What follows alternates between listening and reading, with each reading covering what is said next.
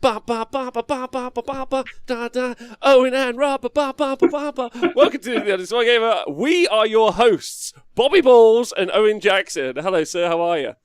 I'm very good. Yeah, it's a bit of a frantic Friday. We've been having a little chin wag off camera about how the day's working out, but I'm great. We're going to talk about some Warhammer, make some mildly inaccurate statements, and have a good time, right? We're going to do exactly that, yeah, 100%. We are looking at so Hammertime 5 is a tabletop simulator event run very much like a single one-day event you would find with traditional models on the tabletop. I'm playing at the event tomorrow. I'm very, very excited. And we are going to look at some of the lists that we like the look of, and we're going to chinwag about them. How many players at the event, Owen? That's a good question. There are 35 as we speak. So I've got Andy Hughes is actually going to be the spare player for me tomorrow. So I think he might be stepping in and playing because we're an uneven 35. But yeah, as usual, lots of players from all over the world, and I'm super hyped that you get to play. You threatened to play in them before, so yeah, it's good to get to play. And then looking through some of the lists, I haven't been able to deep dive as much as I normally would, but there's some really interesting stuff there, right? There's some cool stuff, some powerful stuff, and then just some spam. There's some TTS classics. Adam Mumford is in attendance, so there's a Mumford special. God, the Warhammer Freedom Fighter is in attendance. A Mumford special. I want, the Che Guevara picture. Like the classic, just Mumford's face. With a cockatrice, like only one hand and cockback in another. he's just a giant arsehole, which I love with all my heart. Well, I love he's super young, so he's going to be in the community for ages. I can't wait for embittered, 35-year-old Adam Mumford. It's very different. It's going to be a delight. There's lots of destruction at this, you said. Yeah, man. Yeah. So let me get my hastily created notes. So looking at it, 35 players, and just under a third, so 11 out of those are all destruction players. So Nathan will be happy. I have to say, I think it's the Gargants, the Sons of Behemat, those SOBs. They are, I think they're maybe inspiring people to look at destruction a bit more, or maybe that's just complete bollocks, and maybe just people want to play some destruction armies for a change. But yeah, it's really good. There's, I think all the destruction factions are in there. You've got a mixed destruction, you've got a Bone Splitters, Iron Jaws, Big War, obviously lots of ogres. There's 3 ogres again, and 3 lots of Gargants, so 3 Sons of Behemat lists. So yeah, it's really nice to see. I think based on the chats that we've had in the past, destruction and death don't really get a look in. Excuse me. So yeah, it's great that people are bringing some destruction lists. Well, yeah, I saw a Flesh Eater Courts army actually, and one of the things I think I'd like to run next week or week after playing some TTS games is a Flesh Eater Courts army. I've always wanted to. I think they're super fun. Because I really like their endless spells. I think they're super fun, especially the Stampede. I just think it's wicked. So there's lots to play around with, and also I feel like some of the problems that you currently see inside of the meta, like top tier Seraphon, Sentinel spam, some of those things you really can't do much to play around with. The counterplay that exists. Someone left some YouTube comment the other day. It's just suggest counterplay, and I'm like, in some cases there aren't. There just isn't some counterplay. I mean, I feel like I've done okay in a counterplay because there's a bit of sneakiness in my list. So my Gore Fist, which is a bunch of Gore Grunters, the way it works is based on the big Gore pig. Or basically you create a character out of one of the pigs in a unit, and then that character is the character that buffs the rest of my army, and you can't really snipe him out because he's part of a 60 wound unit. So you nice. There isn't unless you can you do one of the things where you pick a model out by rolling it sort of situation, and still it's a 5+. So it's quite hard to achieve. If that makes it's quite sense. A big pig to put in someone's pants, isn't it? Yeah, he's a big sexy pig. So but even then, that's super fringe. I've got no flying units. It's it creates its own problems. So I think maybe a lot of what you're seeing is people just being like, cool, I can't really deal with the problem, so I'll just run what I like. And if I come up against some of the big problems that exist, then I'll just live with it, I guess. Well, yeah, I think that happens in game as well. I think I've been playing more and more recently, and you just go to yourself, well, you've got 50 sentinels, so I'm not going to be able to hide my characters. So what's the point in trying to skirt around on the back edge? I'm going to play an aggro army. We're going to move up, and you're going to kill what you want to kill. But hopefully by that point, I've actually got, you've actually had some impression on the game. I hadn't seen it in that light, but I like that interpretation, Rob. It's a bit like, fuck it, I'm not going to join them, so I'm just going to run my thing, and I'm going to try and do this wombo combo, or I'm going to put together something that does something interesting and satisfies me as a gamer. Yeah, I like that attitude. That's cool. Yeah, I think I think that also one of the things about TTS, like being available, is it gives you opportunities to run things that you don't own. We've talked about this a lot of the time, but also not that the results don't matter. That isn't the case. But, I could do a TTS event tomorrow. I can do one Sunday and Monday and Tuesday. You just keep playing. So you do get the opportunity to, develop, your skill sets and play, and you can rep more than we've really been able to experience. So that's super fun. All right, so any of these lists that you like the look of? Yeah, there's a few. I mean, looking at the field in general, there are a couple of big absentees in the lists. So I don't know. I didn't allow the new Marathi book rules in just because, It's so recent. It's not even out yet officially. No, it's out tomorrow. So, and it's funny because then there's been a knock-on effect because there's no Idoneth Deepkin players and no Daughters of Cain players. So that's interesting. Yeah, they don't want to take the current stuff. They want the hotness. The usual suspects aren't in attendance, unfortunately. So Legions of Nagash, Nighthaunt, and Sylvaneth, and also Beasts of Chaos. So whilst people want to do their own thing, they still want to have a scintilla of a chance of winning. So some of those. Well, I think Nighthaunt have got a bit of game. But anyway, the usual suspects you don't see. And then again, I think the powerhouses that are played often are in attendance, and the popular armies. So the top four factions are the Lumineth Realm Lords, and that's despite I had 2 dropouts today, unfortunately, and they were both Lumineth players, so there would have been even more Lumineth. So there's Lumineth and Zinc. The Disciples of Zinc have quite a few lists. There's 4 lists in there, and between both those factions, again, lots of diversity. There's Ymetrica Ilithia, I think it's called, and Zytrek and Sire, the usual suspects. So yeah, the Lumineth book's not particularly wide. Although it's quite interesting. It's a lot more diverse, I think, than KO and the Idoneth, obviously. I did think I saw a unit of 20 Dawn Riders in one of the lists, which blew my mind. It wasn't 1 unit of 20, Rob. I think it's actually 3 units of 20. Shut up. Yeah, man.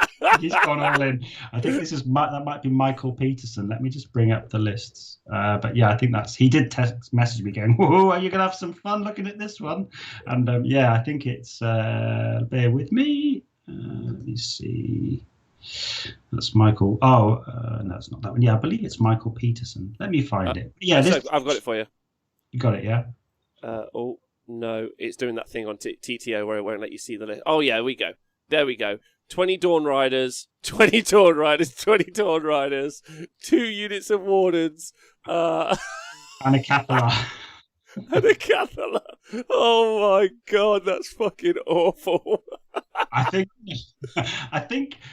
this is the list that would only ever appear on TTS, because having spoken to and heard from players who are trying to build and paint their Lumineth armies, people are cracking and going over to 40k based on building and painting 5 Dawn Riders. So I think if you built and painted 60, I reckon you would just do the whole Dark Elf thing. I'm not even joking. While doing the Stream Street shows, I've painted up 25 Marines, basically an army, in 2 days. Not well, obviously, but nor is my fantasy stuff done well either. It's ridiculous. And then so you're doing 60 Dawn Riders then? Is that what you're saying? No, I'm saying I can understand their feelings. That's what I can say. Let's just double look at Dawn Riders for a second, shall we? Because I think it's an interesting convo. 2 wounds apiece, and so it's 120 wounds.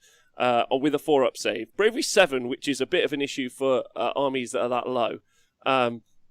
But then movement 14. But I guess the real kind of thing that everyone really wants to talk about is the Deathly Furrows attack, which is when you charge, you basically get to add +1 attack to your melee weapons if it's got a wound characteristic of 1 or 2, but you add 2 attacks to the melee weapons if they've only got 1 wound apiece in the enemy unit. So, so you end up with, if you take the Guardian Swords or the Sunmetal Lances, Guardian Sword you end up with 4 attacks each, Sunmetal Lances you end up with 3 attacks each. And then obviously if you have the Sunmetal Lance, you can give them the Mortal Wound attack.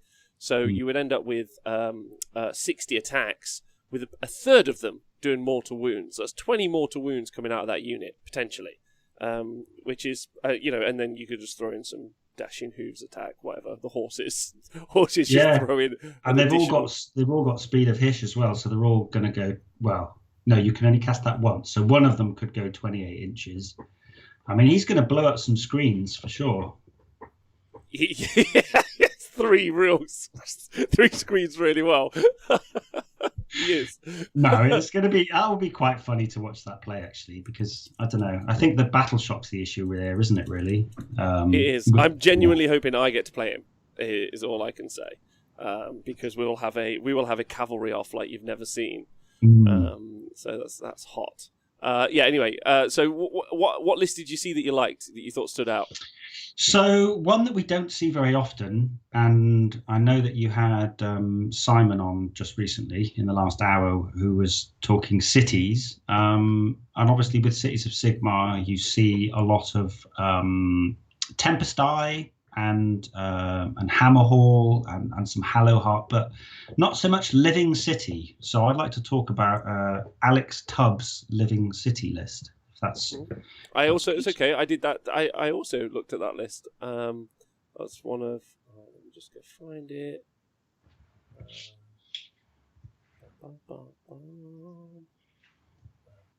I think in a way, I've been attracted to this one just because. As a Sylvaneth player at heart, you just saw one Sylvaneth unit. You were like, maybe one day. Maybe this is the way in. But no, just in terms of that kind of not necessarily teleporty, but that strike in kind of play style where you're trying to dominate the board and sniping in and taking things out. I do quite like that, even though I complain about teleport and shoot all the time. But life's full of contradictions, isn't it? So this is my fave for the weekend. I'm not sure if you've tracked it down, Rob. I can't see this. I've got it, sir. So this is the one that I can actually talk in some depth about. So let's do that. So basically, Living City, as with all Cities of Sigmar lists and builds, you can have 1/4 of them Stormcast. So 1 in every 4 units can be Stormcast, but also in the Living City, 1 in every 4 units can be Sylvaneth. The main things, you get a good trait and artifact, which he's put both of them onto his Flamespire Phoenix, and then the key things with Cities of Sigmar is all the units heal a wound, which can be quite nice. Make your Hurricanum or your I have seen people take lists with a Stardrake with +1 save and healing 2 wounds a turn, and it does help with those big heroes. And then the main reason why people takes Living City is for their command ability, which is Strike Then Melt Away, but it should be called Strike Then Rush Forward, I think, because there's no melting, only the enemy's troops. Yeah, that tends to be the way it goes. So Strike Then Melt Away is you spend a command point. Have I got it next to me? No, I don't. Basically, you spend a command point wholly within 18. You spend it at the end of the shooting phase, and then that unit is then able to make a normal move. They can't run, but you do often see this with units that are, they can shoot and fight. It's also just good for objective play. You can often, when you come on a board edge, you're not actually on an objective, so you could drop in. The main thing I haven't even mentioned with Living City is that half of your army can start off the board, and you can then deep strike it on 9 inches away from the enemy, wholly within 6 of the board edge. So you've got this kind of snipey play style where you can sort of drop down units. And there's a lot of units in the game which benefit from having buffs when they're set, if they haven't moved. And obviously because a setup isn't a move, then a lot of these cities units, specifically shooting units, get these extra buffs. So that's what Alex has lent into. So he's going to keep half his units off the board. He's going to be able to deep strike them on, and then he can shoot and move. So there's a lot of flexibility. Specifically in the way that he's built it, I really like the way he's done it. So the list in general, I'll just run through it from top to bottom. We've got Anointed of Azurian on Flamespire Phoenix, who's the general. He's got the command trait of Iron Oak Artisan, which is fantastic. It's +1 to save. So +1 to save. +1 to save and +1 to wound in melee. Big fan of this. That he's massive. got a Flamespire Phoenix. Massive fan. He's then put the artifact from Living City, which is the Spear of the Hunt. It gives him an additional rend on one of his melee weapons, so I'd imagine it would be the talons or whatever the 2 damage are on the Phoenix. Mm-hmm. And he fights at the start of the combat phase. Again, fighting at the start means that if it's your turn, well, regardless of whose turn it is, he always fights at the start. And if it's your turn, he fights, and then you get to choose your next unit. So you get to do that double tap, which a bit like how Lumineth play. You choose one and the next one goes. Yeah. Yeah, I mean, you are a fan of the Flamespires, and I've only played against them a couple of times, but basically the rest of the list, and then we'll go back to it, sorry. So we have a Celestial Hurricanum with Celestial Battle Mage, key piece in a lot of cities lists. Yep. And he's got the Cage of Thorns as his law spell, which is within 18 inches half move and D6 mortal wounds. Then we've got Dryka Hammerdreth, the Angry Lady herself. She could do some work popping up on the board edge, I must say, with her shot. 20 shots, mortals on 6s, move, charge in, clear an objective, and she's got a D6 healing spell. Then we've got the Knight Incanter, which is a nice pick for the auto unbind, and his spell is a -1 to wound spell. For battle line, we've got 10 Free Guild crossbowmen, 20 Free Guild handgunners, 20 Phoenix Guard, 10 Phoenix Guard, and then he has 5 Free Guild Pistoliers, 3 Aether Wings, and a CP. And he's at 1970, so he's got a good triumph bid there.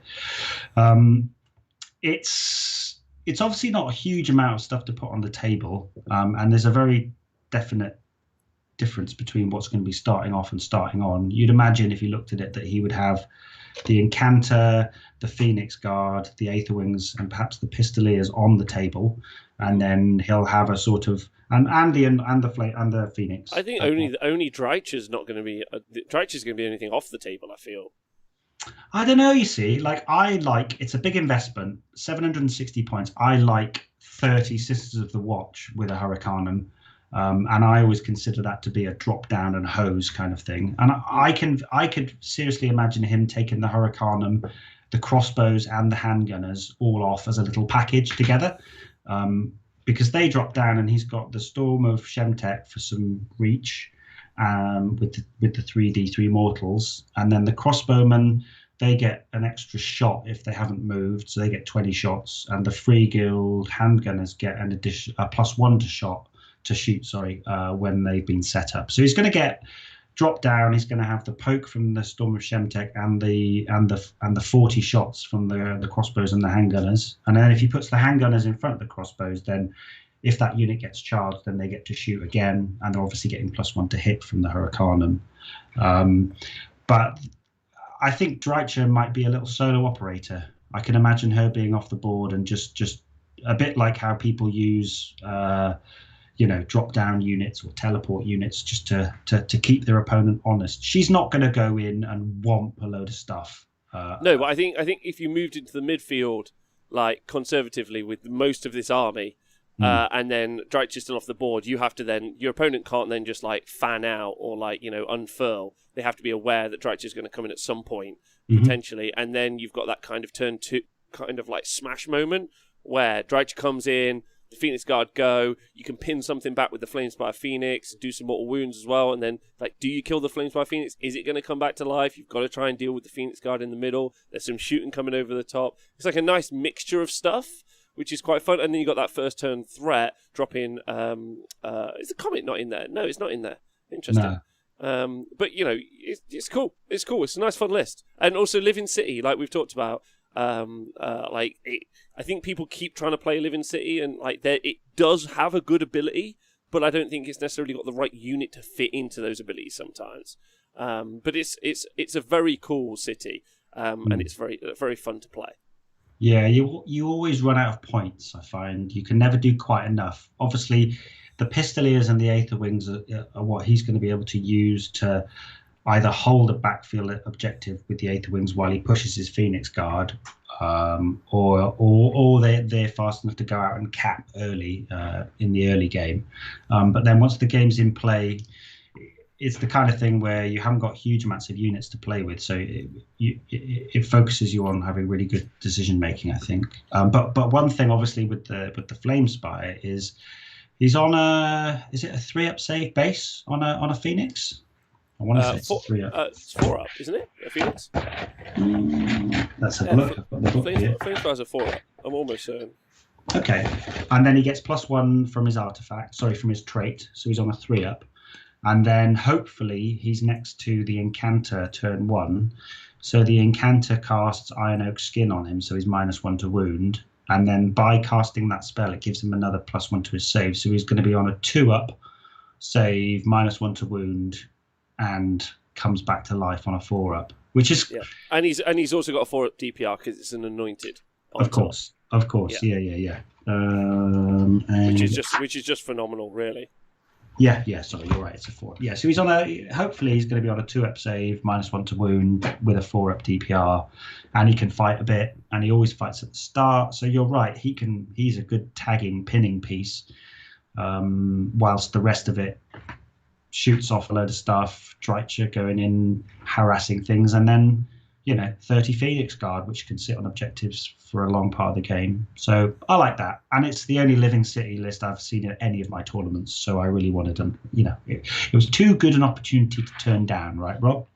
Yeah, absolutely. Totally worth talking about. I've obviously picked that Warhammer terrorist himself, Adam Mumford, because what is this idiot up to now? After the Cockatrice list, what really are we seeing? So he has got 4 Tenebral Shards, 4 of them. Gotrek Gunnarsson, a Rune Lord. Then he's got, by the way, this is just a mixed order list. So he's got 30 Ironbreakers, which are battle line, thanks to, 30 Ironbreakers. 2 lots of 10 Arcanauts. Then he's got 2 lots of 3 Defensive Eels and 2 5s of Chameleon Skinks. So those Chameleon Skinks obviously excellent for deploying, grabbing objectives, shooting some stuff off, generally being annoying. They're really, really good for that. Those defensive eels do exactly the same thing. I would argue that this entire army is designed around Gotrek, and it doesn't look like that initially, but from what I see, or what I think I see, is what he's going to do is use both the Ishling Guard and the Tenebral Shards to pin and lock units in. So the Tenebral Shard's got an ability where in your hero phase you can roll a dice. I think, let me just read it out, get it absolutely spot on, because it's quite specific. So you roll a dice for this model in each of your hero phases. On a roll of a 4, you can remove it from the battlefield and set it back up anywhere within 3 inches of the enemy. So it's so straight into combat.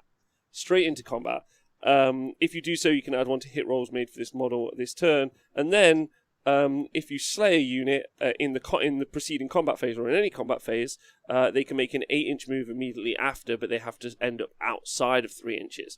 But I don't think that's going to be his plan. I think what his plan is actually going to be is teleport into a unit on the side, lock it in combat so it can't get out. And then because it's within 3 but not within 1. So normally when you try and do a charge, you have to get within half an inch. So you charge in. So they're going to get to piling quite a lot back. When you're just within 3, you can be 2.9 away. They can just pile in a little bit. So effectively lock several units in as the slower Gotrek and Ironbreakers lines move up the board, and then the Ishling Guard will come and do the same thing. They'll pin some stuff in, and then eventually he'll just it's like he's setting someone up for a big sandwich, and then Gotrek's just he's just hold them there, boys, hold them there, and then eventually smash is what he's going to do, and it's really clever actually. Instead of making Gotrek faster, he's just making the enemy army slower. Super negative experience for your opponent. Like, there's nothing you could do to stop it. Yeah, Like, but Adam's such a babe. He'll probably get away with it, won't he? Because he's such a exactly. fun guy to play against that he'll just be like, yeah, it's interesting. You're right. It's like flipping that conversation on its head. It's like rather than making Gotrek faster or putting him in iron rack so he can run and charge or whatever, or putting cogs or making him fly in Seraphon, it's like flipping the conversation on its head and thinking, how can I slow down the enemy just to get him? Because good players Gottrek's got like a DMZ around him, hasn't he? Just like a no-go zone of like whatever it is, 16 inches. And if you can just stay away from him, then happy days. But I think this makes it like he's just like, hold on, lads, just hold him there for a bit longer, and I'm coming. Wow, Owen's first impression on the show, everyone. Can we just take a moment for that? That was great. Yeah, your best Brian Blessed. It's quite clever. It's quite clever. And again, like, it's super frustrating to watch. So I can't wait to see how that works out ultimately. It's cool. It's a cool idea. It's a very cool idea. Have you got another one that you want to look at? I have got another one. I reckon you might have chose this as well, because I think we have to talk about Orcman and his mixed destruction list. Oh, okay. Hold on. Let me just go find it. Orcman, a mixed destruction. Is he just called Orcman? Oh yeah, he is called Orcman. Yeah. He's really leaning in. Okay, talk to me about it.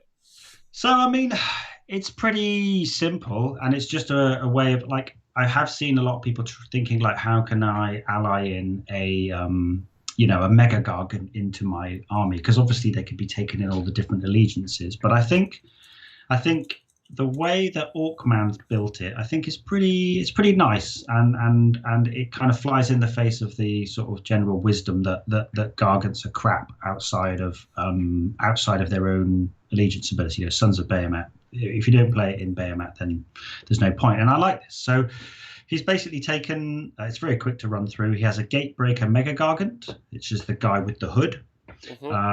He has Godrak, the Fist of Gork.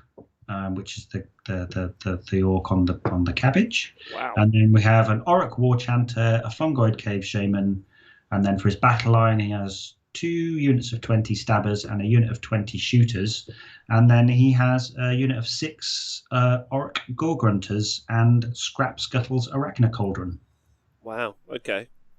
Which means he gets access to the teleport, which is always fairly key. So he can teleport either Godrak or the Gore Grunters across the board. That's fascinating. You got any thoughts beyond this? He's basically taken because obviously the destruction, for anybody that doesn't know, like you can get these. So the same way as Adam in his previous list took mixed order, the allegiance abilities for order, destruction, chaos, and death are in the core book. So they're quite antiquated, quite old, and I do think that the mixed destruction and mixed order have had, like, they had their time in the sun a little while ago, didn't they? Like, it was very much people like Alex Bruce and Byron playing mixed order, and I think Maxime did really well with mixed destruction with Huskards on, doing the snowballs and stuff. So, but basically the command trait that he's taken is Might is Right, which is +1 to wound on all the melee weapons of the Mega Gargant. Sweet.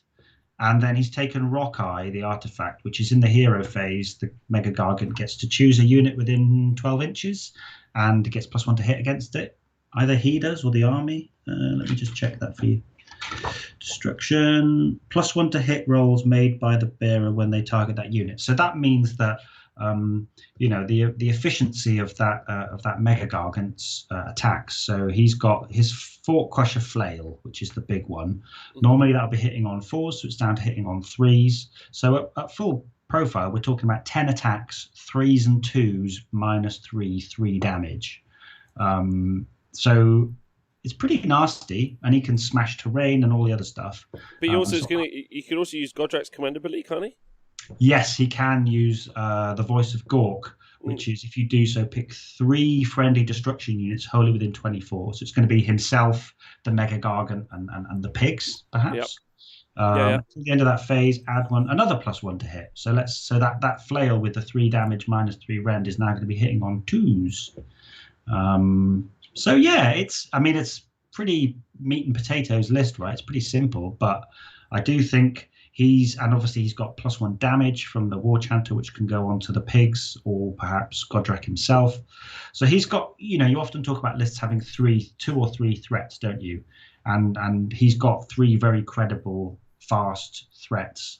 And then he's got the shaman who can, dip into the cauldron and get the, all the spells from the lore. So some nice bit of utility there. And then he's got 60 lads, 60 goblins to sit on the objectives while the big threats run around and have a lovely time. Fucking love goblins, man. Just standing around, just being themselves. Just like every destruction player's like, you got the 60 lads with you, like, yeah, they're on the way, don't worry. They're going to stand around, they're going to do some stuff. So yeah, what do you think? I mean, it's a nice combination of stuff, like very much like Adam's list, like that, like leaning into that mixed destruction, taking those like overlapping elements. Gordrak, sorry, like they really they've done such a good job with Archeon in making him integrate into chaos as a whole. Slaves of Darkness, keywords for the different Grand Alliances, the sub-factions and factions. I think that they've done a really, really good job with Archeon, and to a degree with Nagash as well. Mixing him in with Death. They haven't really worked out how to put Godrak into destruction, but not make him the focus of destruction in some ways. And so this is nice. This is more the player doing that. But I think Godrak's really never really they've not quite found the rules to make him be representative of what the whole vibe is with him, I think. So it's nice to see him in a list, and it's nice to see him double up with the Gatebreaker. And of course it's nice seeing people experiment with those Mega Gargants. I know I've been overly harsh about the Mega Gargants, but I do think that they've missed a significant trick with the Mega Gargants as a book. So it's really lovely to see. It really is.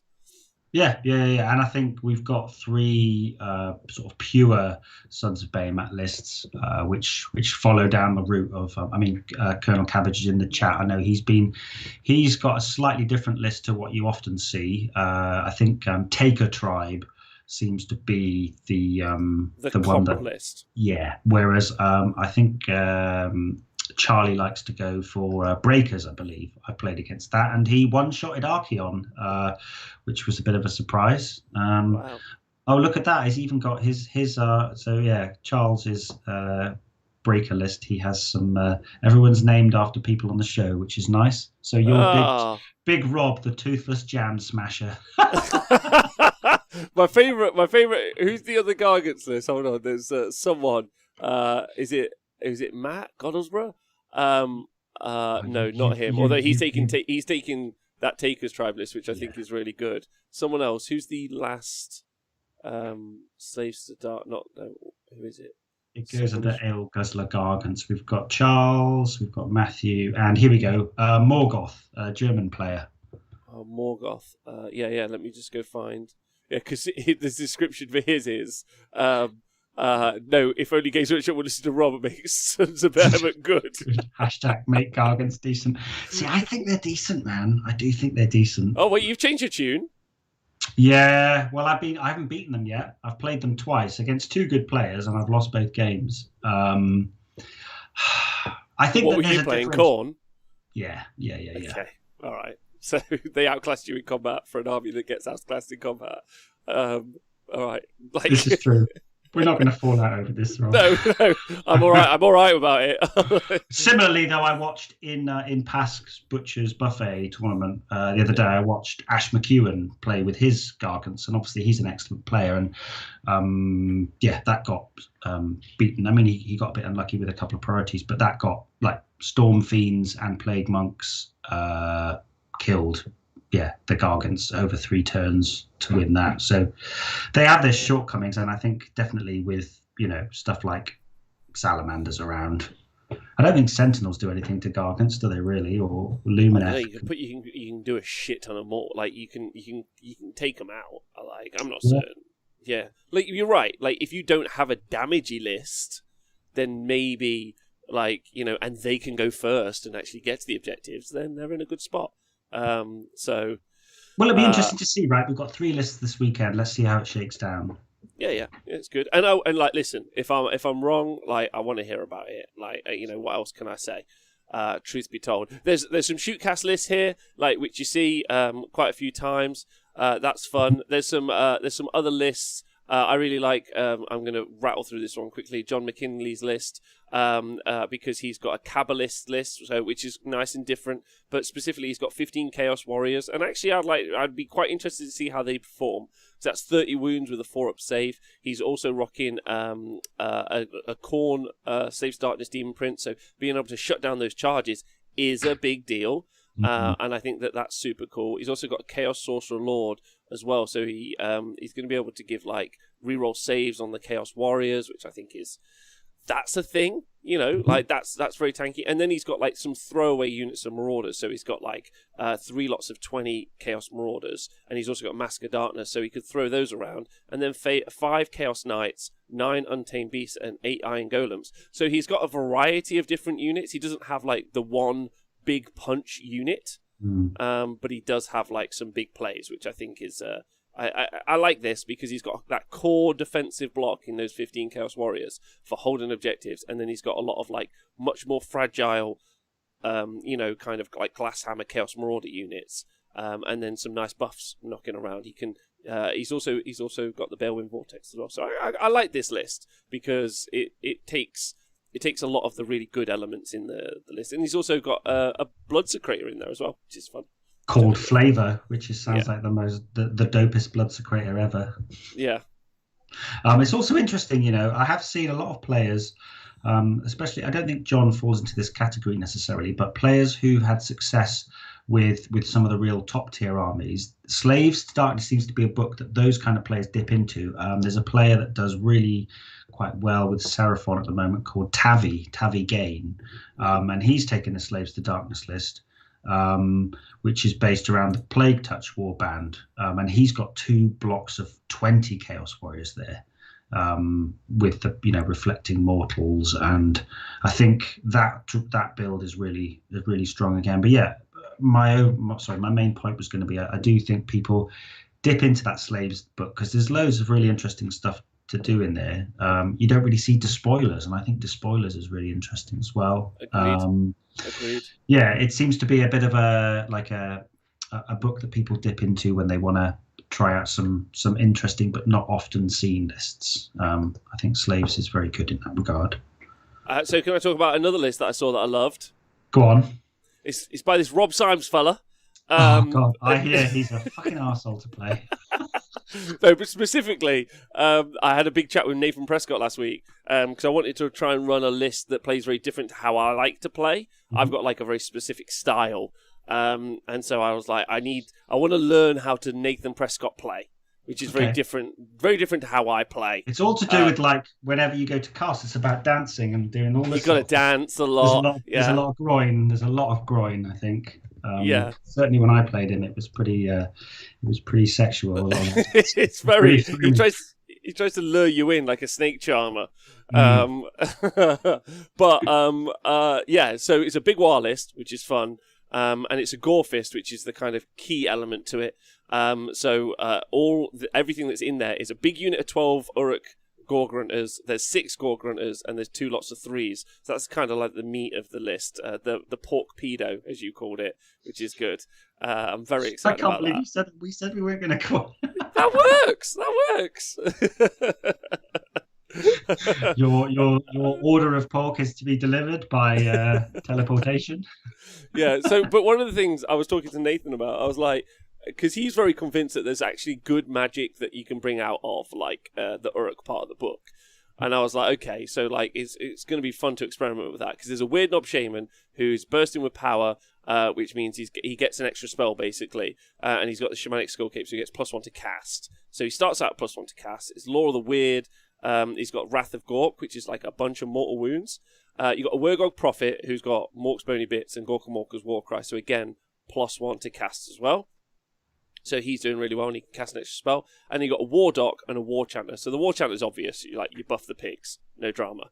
But the War Doc's interesting because the War Doc gives +1 to cast to the Wargog Prophet. And the Wargog Prophet is going to go on the Balewind Vortex. Yeah, and that's going to extend the range. So that's going to put him in what made me very uncomfortable. And Nate's like, just put him right on the front line. I'm like, the wizard? He's like, yeah, front line. And I was like, I hate this entire play style right now. Like I hate Surely all he's of got it. to be hidden behind two screens. Yeah, hidden. Like I'm going to hide him. I'm going to teleport some stuff. He's like, no, right? And then so first drop. Let's go. Right in the front, and I was like, I hate this. So then Balewind him, and then do all the mortal wounds. So basically, it plays a lot like Nick's. If you guys follow it, the 40k show. So Nick on the 40k show, he's got a very specific sort of 40k list style that he does a lot, which is he generally spends the first turn, or maybe first or 2 turns, dealing with screens via long range shooting. So he kind of picks stuff out, and then he drops a bunch of deep strikers in. So this list works basically the same, but it was all orientated around the magic phase, and then the Gorgrunters all go in later. Because they're in the Gorefist, they get to make a move in the hero phase, and then a move in the movement phase. So they're fast pigs, greased up pigs. So what you're saying is the Wargog Prophet, he's the tin opener, and then all of the Gorgrunters, that's the spam. Yeah, exactly. That's it. Yeah. They just go in. And CBB's got it right. D3 or D6 wild points for another +1 or 2 to cast on the Fist of Gork. So when you get that off, you're looking for that 10+ to cast. So you can wipe out. I don't know if you know what that does, Owen. But basically, you can pick a unit. Every model in the unit 6+ a mortal wound. But if you do it on 10+ to cast, any 4+ is a mortal wound. So that's savage. It is savage. Anyway, it's a dumb list, but I'm going to very much enjoy playing it. Because it doesn't play how I play. I'm going to channel Nathan Prescott in my head and hopefully learn something. I think next week or the week after, I'd really like to try and play an Archeon, that Archeon Slanesh build, and really try and experiment with that, because it's never been something I've been overly comfortable with. I normally have a combat block and a shooting block. It's normally how I play. So it's going to be a fun kind of experience, at least. So, +12 pigs. What a legend I am. Mate, the unit of 12 is special. I think we can't. There's one list that we just have to make a note of, just because friend of the show, Speckles, he would be really happy with this. Because have you seen Greg Hogan's list? I'd like to just open it live on air. And Okay, let me go check it out. Oh, no, I have seen it. Is it the Flesh Eater Courts one? Yeah. It's excellent. Can I just say thanks to John Thompson for donating £3 to the show, as it's children in need and we all effectively are children. We need support. So he's donated £3 to the show. Thanks, John. I think I need to subscribe on Patreon. It might save me money. It probably will. Who am I? I'm looking for Flesh Eater Courts, right? Yeah, Greg Hogan's Flesh Eater Courts. I just want you to know I'm really excited about running my list. I know, I can tell. And you're facing off against John's Slaves to that Slaves to Darkness list that we talked about as well. I can't wait. It's going to be so fun. I can't find this. Hold on. If you go, Greg Hogan. Hold on. I've got the list up. Should we make this the last one? Let's make it the last one. Yeah. So Greg Hogan, Flesh Eater Courts, Gristlegore. A Boron Gore King on Royal Zombie Dragon, and then it's just 5 Terrorgeists. 5 Terrorgeists, 6 fucking dragons. That's amazing. 6 dragons, 84 wounds, 6 models. Have a lovely time. Push it all he's forward. Just gonna, just casino it up. Just go for those 6s. I just think it is actually really good fun, that, and it will smash a lot of stuff up. But does he get any? He'll get a summon. I think he gets 1 summon, doesn't he, from the Gore King on the Zombie Dragon? But that's why we play TTS, right? For people to bring bonkers stuff like this and Adam's list, and it's good. Good on you, Greg. I was pleased when that came through. Yeah, I think that's great as well. Eat some fools. I mean, it could just go off if he rolls hot. If he dices somebody, it could just be horrible. So yeah, I'm into that. Yeah, me too. Me too. I think one of the things I'm just looking forward to is just playing some games. Right, playing games are super fun, and I think maybe that's why you're seeing some of these as well. Like, to be honest, Owen, like people like these sorts of different lists is people are just wanting to roll some dice, have a laugh. Mm-hmm. You know, like the concept of it being a tournament is very different to the concept of it just being meeting up with people and playing some games. And again, can we all just thank Owen and Pask, who's in the chat, and all those sorts of people who are organising TTS events around the world, so that we can keep something going during these times, because it's not, it's whatever. It's not the most fun time sometimes. So big love to you, Owen. Big love to everyone else. Can't wait. Yeah, it's going to be great. You've got to get up early tomorrow, though, right? 10 to 8, first game. It's fine. Yeah, you cool with that? You're a morning person anyway, aren't you, Rob? Yeah, I am nowadays. Get nowadays. up in the morning, have your serving of bacon. Get up in the morning. No, veggie bacon for me, though. Owen, it's been a pleasure talking to you. Thank you so much for taking some time out of your very busy day to help.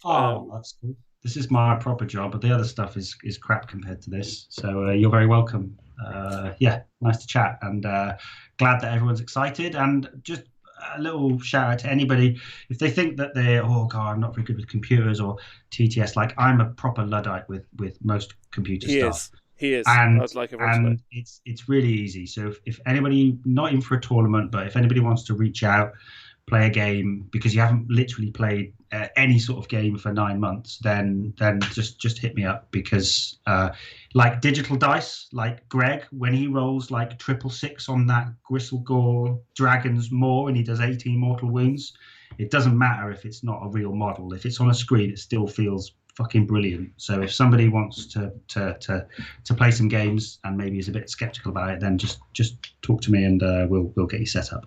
Mm-hmm. It also doesn't require a particularly good computer. Thank you for pointing that out. It's not very hard to install. It's super easy. It's incredibly cheap. You don't have to keep spending money on it. It's very cheap. So it's very, very adaptable. Very adaptable, useful, even if you live on a riverboat. There's so many options.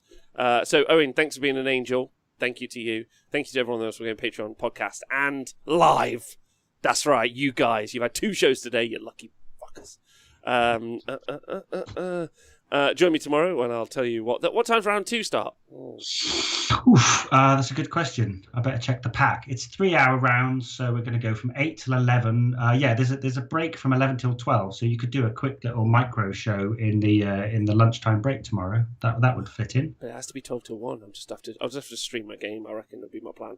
All right, sweet. Join me tomorrow for that then. You lucky sons of bitches.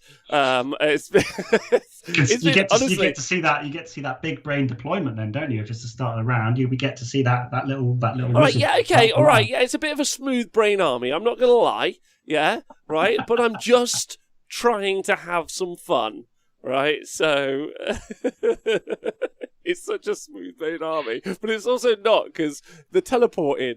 Anyway, it's a Nathan Prescott. I mean, I love it, so whatever.